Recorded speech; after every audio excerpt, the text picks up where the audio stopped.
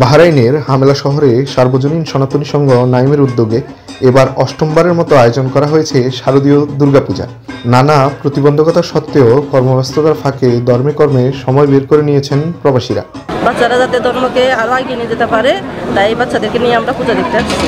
বিদেশের মাটিতে বাংলাদেশকে উপভোগ করতে পারছি আমরা পরিবারের সাথে, এখানে খুবই ভালো লাগছে, খুবই ভালো লাগতেছে, কিন্তু মা বাবাদেরকে অনেক মিস করতেছি।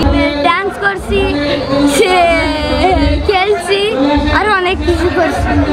দূর দূরান্ত থেকে পরিবার নিয়ে পূজা মণ্ডপে আসেন প্রবাসীরা। শিশু কিশোর ও ভক্তদের আরাধনা আর দর্শনার্থীদের ভিড়ে এই আয়োজন পরিণত হয় সার্বজনীন উৎসবে। পূজা অর্চনার পাশাপাশি সাংস্কৃতিক অনুষ্ঠানেরও আয়োজন ছিল। সেখানে নাচে গানে আরো উৎসব মুখর হয়ে ওঠে পরিবেশ।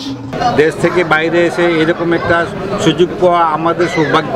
দেশের মঙ্গলার্থে, জীবের মঙ্গলার্থে, পৃথিবীর সমস্ত জীবের জন্য ভালো হয়, মঙ্গল হয়। আমাদের জন্য সবাই সবসময় আশীর্বাদ করবেন যাতে আমরা এইভাবে প্রতি বছর পালন করতে পারি। উৎসব এখানে আমরা হিন্দু মুসলমান সবাই কিন্তু একতাবদ্ধ, আমরা সবাই সহযোগিতা করে আমাদের উৎসব পালন করি।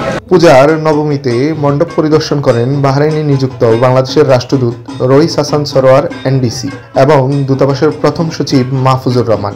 আগামী দিনে সবার অংশগ্রহণে আরো বড় পরিসরে দুর্গাপূজা আয়োজনের আশ্বাস দেন রাষ্ট্রদূত। এবং এই সাফল্য যেন সবার মনে থাকে এবং আগামী বছর এই অনুষ্ঠানটা যেন আরো সুন্দরভাবে, আরো সুশৃঙ্খলভাবে, আরো সম্মিলিতভাবে উদযাপিত। প্রবাসে শারদীয় উৎসব শুধু ধর্মীয় আনুষ্ঠানিকতা নয়, এটি প্রবাসীদের জন্য মিলন মেলাও, যেখানে মা দুর্গা এনে দিয়েছেন এক টুকরো বাংলার আবহ।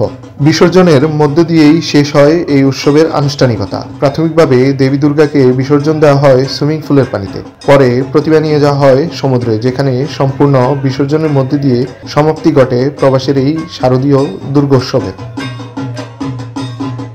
নাইমুর রহমান শান্ত, ITV, মানামা, বাহরাইন।